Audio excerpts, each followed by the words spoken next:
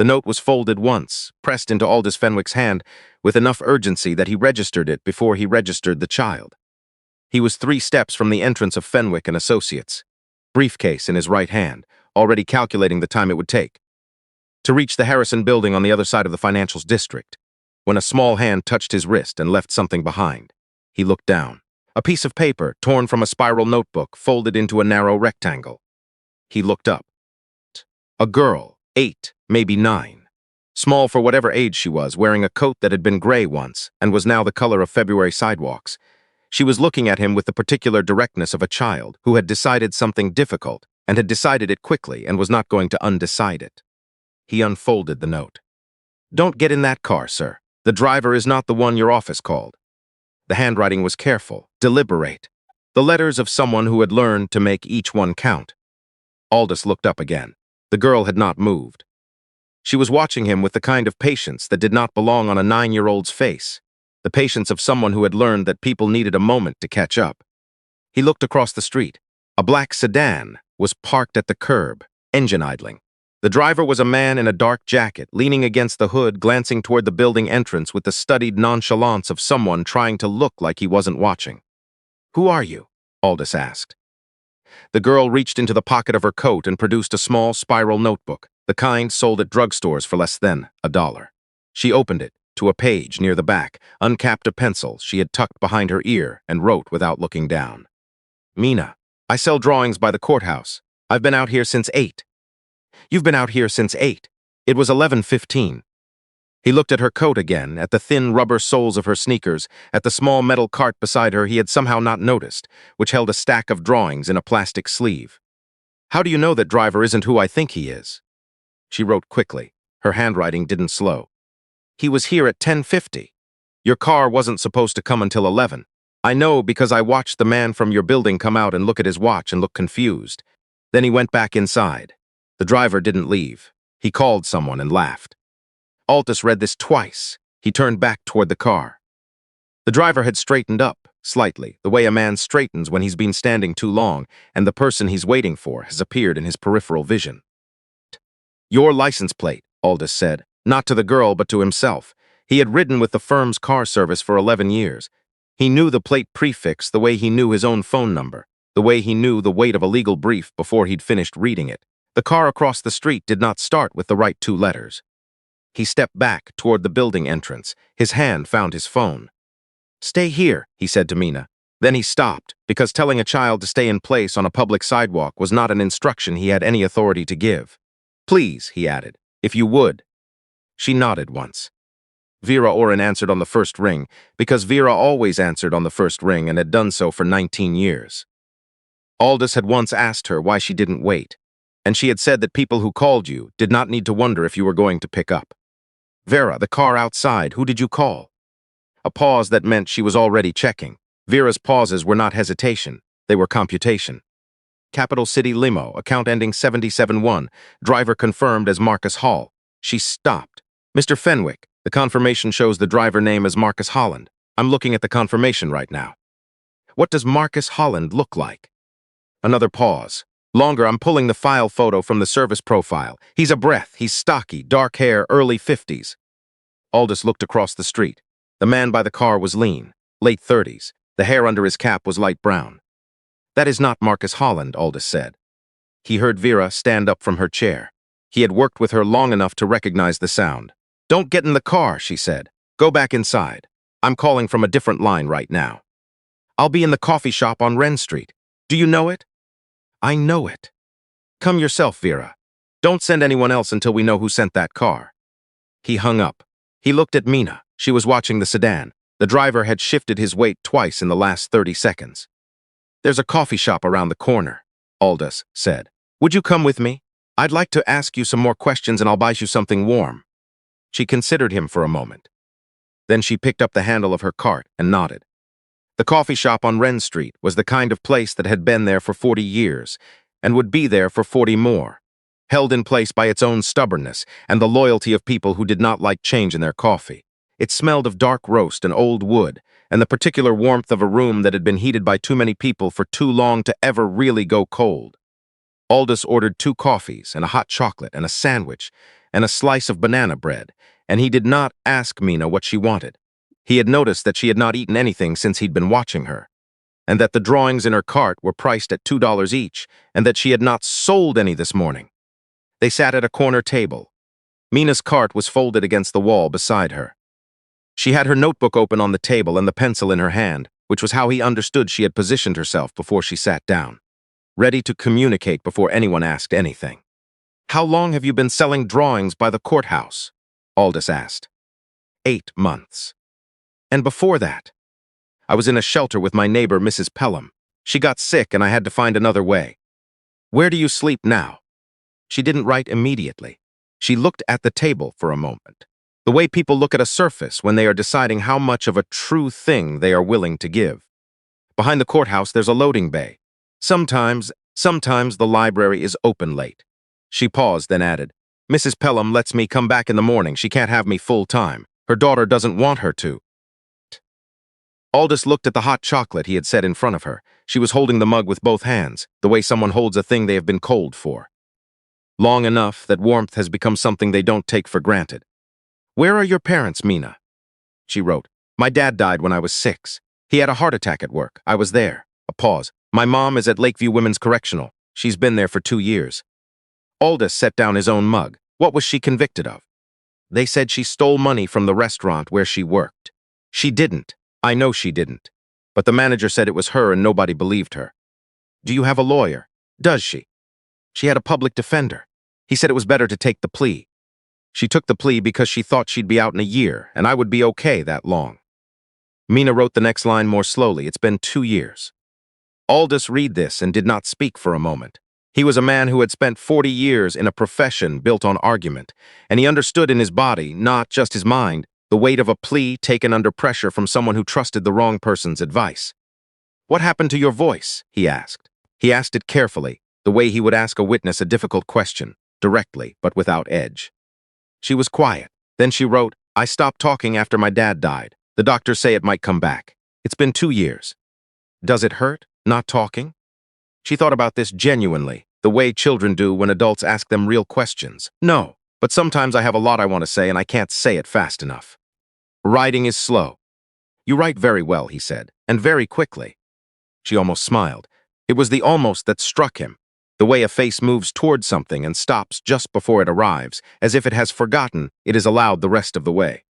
Vera arrived at 20 minutes past noon. She came through the door with the expression she reserved for situations that required her to be calm, precisely because she was not calm, which was to say her face was composed, and her shoulders were level, and her coat was buttoned all the way up, which was how Aldous knew this was serious. She sat down. She looked at Mina with the brief, assessing look of a woman who had raised 3 children and could gauge a situation involving one in about 4 seconds. "Hello," she said to Mina. "I'm Vera. I work with Mr. Fenwick." Mina wrote in her notebook and turned it toward Vera. "I know. I've seen you come out of his building." Vera blinked. Then she turned to Aldous. "The car was hired through a prepaid service account. It took about 20 minutes to trace, but the account was created 6 days ago using a business credit card from an LLC registered to." She paused. The pause was not computation this time. It was the pause of a person making sure her voice would do what she needed it to do. "Bragg Consulting Group." Aldous was quiet. Sutton Bragg had joined Fenwick and Associates at 27 years old, 2 years out of Columbia Law, with a reference letter from a mutual colleague, and the kind of hunger that Aldous had, in the past, always been willing to stake something on. He had staked a good deal on Sutton. He had defended the hire to 3 senior partners who had found the young man too aggressive, too eager, too focused on outcomes over process. He had made Sutton managing partner at 41. He had attended Sutton's wedding. He had been named godfather to Sutton's first daughter. "How sure are you?" Aldous asked. The LLC, the account, and the card number were not difficult to find once we knew where to look. What took longer was Vera folded her hands on the table. "Aldous, over the past 8 months, someone has been making transfers from 3 of the firm's client escrow accounts. The transfers are small, timed to blend with routine disbursements, and the authorization signatures on the transfer orders are yours.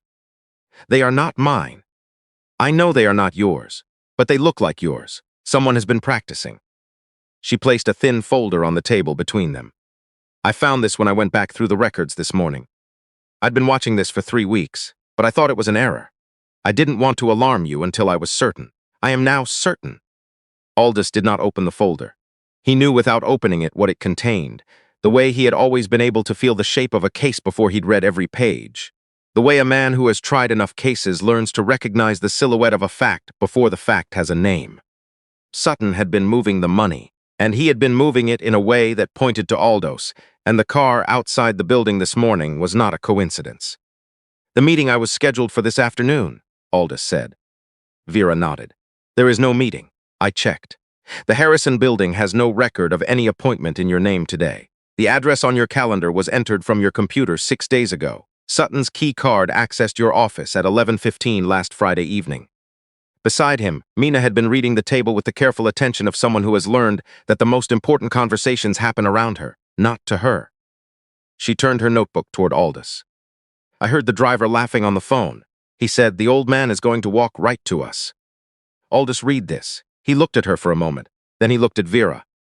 "Call the authorities," he said. "Not from your work phone." He looked at the folder on the table. He looked at Mina. He thought about Sutton at 27 pulling a chair into Aldous's office and sitting down with the easy confidence of a young man who had already decided that confidence is cheaper than doubt. He thought about Sutton's daughter's christening, the small weight of the child in his arms, the way Sutton had stood beside him and said, "She's going to know you her whole life, Aldous." "I'll make sure of it," he thought. Some men plan so far ahead that by the time the plan arrives, they have forgotten the person they planned against was ever a person to them at all. Sutton Bragg was taken into custody at 4:17 that afternoon at the firm's offices, where he had apparently spent the day working with the visible calm of a man who had not hired anyone to do anything. The driver of the car had been found 2 blocks from the Harrison building address, still waiting. He had, by the time federal investigators arrived, already begun explaining himself. He had not been waiting for very long. Vera came to the coffee shop twice more that afternoon to update Aldous. On her second visit, she brought a bag from the sandwich shop on the corner and set it on the table without comment. Mina ate with the quiet attention of someone practicing not to eat too fast.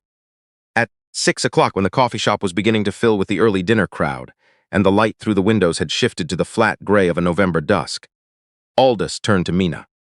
"I want to ask you something," he said.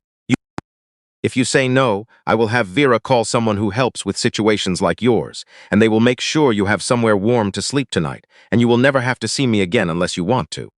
Is that clear?" She nodded. "I have a house," he said. "It's too large. My wife died 3 years ago, and I have been rattling around in it like a marble in an empty drawer, and I am not good at this yet, but I am trying to be. There is a room with a window that faces the garden. There is a kitchen where I am told things can be cooked, although I do not cook them myself because I am not competent at it. There is a woman named Mrs. Daly, who comes 3 mornings a week, and she is very kind. I would like you to come and stay tonight. Just tonight if you want. The choice is yours tomorrow and every day after that." Mina was quiet for a long moment. She looked at the notebook in her hand. She looked at the drawings in her cart. She wrote a single line and turned the notebook toward him. "Can I bring my cart?" "You can bring your cart." She looked at the table again. Then she wrote, "Okay." The house was a wide brownstone on a street lined with old elms. Aldous had bought it 31 years ago when his daughter had been 7, and his wife had seen the garden and said this one with the finality of a woman who had been looking for exactly this and knew she had found it. His daughter was grown now in Seattle with 2 children of her own. His wife was 3 years gone. The garden had survived all of it and was surviving still, which Aldous found, on most days, either comforting or unbearable, depending on the morning. Mrs. Daly had not been scheduled for that evening, but Aldous called her from the car and she arrived before they did, and when Mina walked through the front door with her cart and her notebook and her coat that was the color of winter sidewalks, Mrs. Daly looked at her for one moment and then said, "Well, let's get you something hot," without any other preamble, which was how Aldous knew she had understood the situation completely. Mina ate soup with a piece of bread. She ate steadily and without looking up, the way people eat when they have not been certain there would be food and are not willing to be distracted from it. Afterward, Mrs. Daly showed her the room with the garden window, and Mina stood in the doorway and looked at the magnolia tree in the yard for a long time. It was not flowering, it was November, but it was alive. Mina wrote in her notebook and held it up for Mrs. Daly. "It's a nice tree." "It blooms in April," Mrs. Daly said. "White flowers, you'll see." She left it at that. Aldous had always appreciated that about Mrs. Daly. Later, when the house had settled into quiet, Aldous sat in the front room and thought about Sutton. He thought about what it meant to know someone for 20 years and not know them. He thought about the christening again. Sutton's daughter's small weight in his arms. He thought about what Vera had said. Someone has been practicing, and understood that practicing to forge a man's signature was a particular kind of intimacy, the intimacy of studying someone so closely that you could become them on paper, which required a quality of attention that was almost, in a different world, a form of love. He did not forgive Sutton that night. He was not certain he was going to. He was a man who had spent his career insisting on precision in language, and he understood that forgiveness was a word with a specific meaning that he was not yet in a position to use accurately. He sat with that for a while. The clock on the mantel ticked. Somewhere upstairs, Mina was asleep, or not asleep, in a room with a window that faced a garden. In the morning, Aldous found Mina in the kitchen before Mrs. Daly had arrived. She had made herself a glass of water and was sitting at the table with her sketchbook. The large one, not the small spiral notebook for writing, open in front of her. She was drawing. He sat across from her and did not speak because she was working, and he understood about working. After a few minutes, she turned the sketchbook so he could see it. She had drawn the magnolia tree from the garden window. She had drawn it in the gray morning light. The bare branches, the way the light came through at an angle and caught the uppermost limbs differently than the lower ones. It was very good. It was more than good. It was the work of someone who saw things with a precision and a patience that most people stopped practicing by the time they were 9. "Your father was an artist?" Aldous asked. She nodded. She turned the sketchbook to the first page. There was a drawing there in a different hand, looser, older, confident with practice, of a small bird perched on a wire.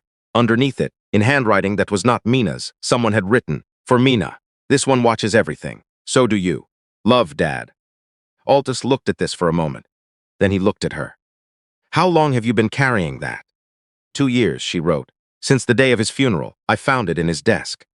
He handed the sketchbook back to her carefully. She took it with both hands. "Mina," he said, "would you allow me to look into your mother's case? I'm a lawyer, not a criminal defense attorney. That's not my area. But I know the people who are, and I know how to read a record, and I would like to read hers." She was very still for a moment. "You don't have to do that," she wrote. "I know I don't have to," he said. "I want to. There's a difference." She looked at the drawing of the bird. She looked at him. Then she wrote, more slowly than usual. "Her name is Joanna Voss. She's been at Lakeview for 2 years and 3 months. They told her she'd be eligible for early release after 18 months, but she wasn't." "I'll find out why," Aldous said, "and I'll tell you what I find, whatever it is."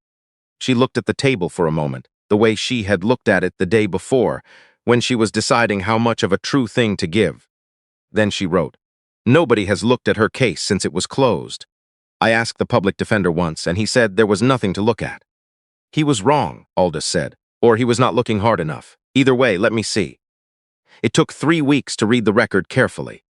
Aldous read it the way he had always read records that mattered, once fast, once slow, once aloud to himself in the empty house at night, listening for the places where the logic skipped. The logic skipped in several places. There was a witness statement that contradicted the manager's account in a way the public defender had not raised. There was a chain of custody issue with the register records that had been admitted without proper foundation. There was a sentencing guideline that had been applied in a way that was technically permissible, but inconsistent with how the same guideline had been applied in 2 comparable cases in the same jurisdiction. Aldous hired a criminal appellate attorney named Francis Drummond, who had argued before the state Supreme Court 11 times and lost 3 of them, which was a batting average that Aldous considered respectable. Francis reviewed the record and said, with the measured certainty of a man who chose his words as carefully as Aldous did, "This conviction has problems." The appeal took 6 months. It was not fast. Aldous had warned Mina it would not be fast. Mina had written, "I've been waiting 2 years. I can wait more." She stayed in the house on the elm-lined street through the fall and the winter and into the spring. She went to the school 4 blocks away, which had a decent art teacher who, after the second week, stopped trying to explain to Mina what to draw and started simply asking to see what she had. She visited Joanna Voss at Lakeview on the first Sunday of every month, and Aldous drove her there and waited in the car and thought about things he did not have better use for his time than to think about. On the 4th visit, Joanna Voss recognized him from across the visiting room and raised her hand in a small wave. He nodded back. On the sixth visit, she said to him, in the careful way of someone choosing words that are accurate. She was drawing before she could talk. Her father and I used to argue about whether that was a gift or a problem. She paused. We decided gift. Sutton Bragg pleaded guilty to wire fraud, forgery, and conspiracy. In the spring, he received 16 years. Aldous did not attend the sentencing. He had said everything he needed to say in the victim impact statement, which he had written carefully and in full as he wrote everything. The appeal came through in June. The conviction was vacated on 2 of the grounds Francis had raised. The prosecution declined to retry. Joanna Voss walked out of Lakeview Women's Correctional on a Thursday morning in July, 2 years and 11 months after she had walked in. Mina was standing at the gate. Aldous stood a few yards back near the car because he understood that some things required distance to happen correctly, and that his role in this particular moment was to be far enough away to let it be what it needed to be. He watched Joanna Voss see her daughter. He watched Mina, who had not spoken in 3 years, open her mouth. She said one word. She said it quietly, and the word was the same word it always was, the word every child calls toward the person they have been separated from long enough that the word has become the whole shape of what they have lost. Joanna caught her daughter with both arms. They stayed that way for a long time in the July sun, in front of the gate that was now behind them. Aldous looked at the elm trees along the road and thought about his wife, who had looked at a garden once and said this one. He thought about his daughter in Seattle, who called on Sundays now more regularly than before. He thought about a young man of 27, who had walked into his office with the easy confidence of someone who had already decided that confidence is cheaper than doubt, and he thought about how wrong that young man had turned out to be. He did not think about forgiving Sutton. He thought that someday he might get there, and that the someday was real, even if it was not today. Behind him, he heard small footsteps approach across the gravel. He turned. Mina was beside him. She had her sketchbook in one hand. She looked up at him with the direct, patient look he had come to understand was how she indicated she had something to say. She said it aloud. "Thank you, Mr. Fenwick." Her voice was small. It had the slight roughness of a thing that had not been used in a long time and was being tried carefully.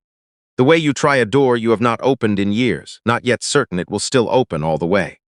He looked at her for a moment. "You are welcome, Mina," he said. "You are very welcome." The magnolia in the garden on the elm-lined street bloomed that year in April white, as Mrs. Daly had promised, and every April after that, while Mina lived in that house, which was for a long time. It bloomed again. She drew it every year from the window of the room that was hers, the tree that was alive, which she had decided, sometime in November, in a year that was cold, was the more important point. The small spiral notebook she had used to warn a man she did not know. On a sidewalk outside a building she had watched for 8 months, she kept in the drawer of her desk, beside her father's drawing of the bird on the wire. She kept it there not as a reminder of danger, but as a record of the day. She understood that watching carefully was not enough. That sometimes a person had to do something with what they saw. She never forgot that. She did not try to.